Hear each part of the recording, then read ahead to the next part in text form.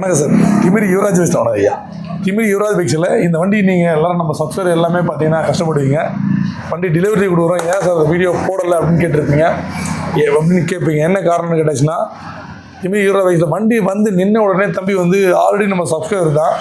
வண்டி வந்து நிற்கிறதுக்கு முன்னாடியே தம்பி வந்து பார்த்தீங்கன்னா வண்டி எடுத்துட்டாரு. ஒரு அட்வான்ஸ் கட்டி வச்சுட்டாரு. அவர் வார்த்தைக்காக வண்டி 10 நாளாக நம்ம ஹோல்ட் பண்ணி வச்சுருந்தா நீ தான் டெலிவரி போடுறோம்.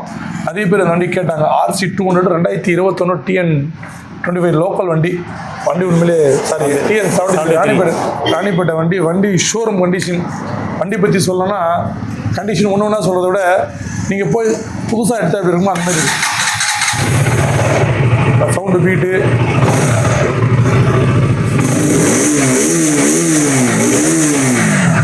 வண்டி ஷோரூம் கண்டிஷன் வண்டி. ஸோ இந்த வண்டியை தம்பி டெலிவரி கூட நம்ம சப்ஸ்கிரைபரும் கூட நம்ம லோக்கலும் கூட ஸோ ஃபஸ்ட்டு வந்து பார்த்த கஸ்டமர் எடுத்துட்டாரு. ஸோ இது மாதிரி நீங்களும் உங்கள் ட்ரீம் பைக்ஸை இந்த மாதிரி இம்பார்ட்டன்ட் வண்டி வாங்கணும்னா நம்ம Timiri Yuvaraj bikes YouTube channel subscribe பண்ணி ஆல் பட்டனை கிளிக் பண்ணிங்க. அப்போ தான் இந்த மாதிரி வண்டியெலாம் வந்து நம்ம வந்த உடனே பார்த்துட்டு நீங்கள் எடுத்துக்கலாம்.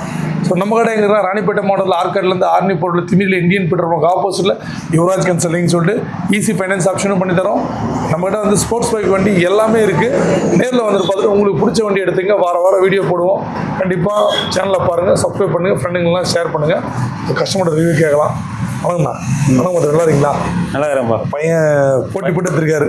பையன் ஆசைப்படுது வண்டி வாங்கணும்ப்பா. ஓகேண்ணா. நீங்களும் நல்லா இருக்கணும், நாங்களும் நல்லா இருக்கணும், பையன் வளரணும், நீங்களும் வளரணும்.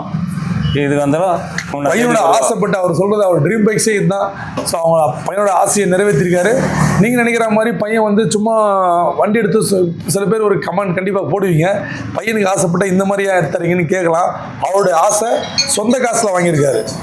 அதாவது எப்படின்னா அவரும் பிஸ்னஸ் பண்ணுறாரு. பார்க்கத்தான் உங்களுக்கு தெரியும், பிஸ்னஸ் பண்ணுறாரு. பிஸ்னஸ் பண்ணி சொந்த காசில் வாங்கியிருக்காரு.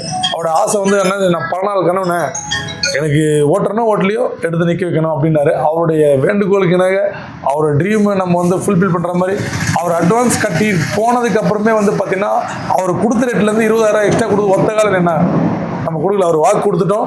அந்த வாக்குக்கு இணங்க நம்ம கொடுத்துருக்கோம். அவர் எதிர்வே நடந்தது எல்லாமே. நான் அவனை தனியாக சொல்ல என்னப்பா எத்தனை பேர் போட்டி. ஸோ அவர் கொடுத்துருக்கோம். அதுலேயும் சொந்த காசில் வாங்குற பார்த்தீங்களா, அது பெரிய விஷயம். சரி, ஓகே. சேஃப்டி ட்ரைவ் பண்ணுமா? Okay sir. நன்றி. ஓகே.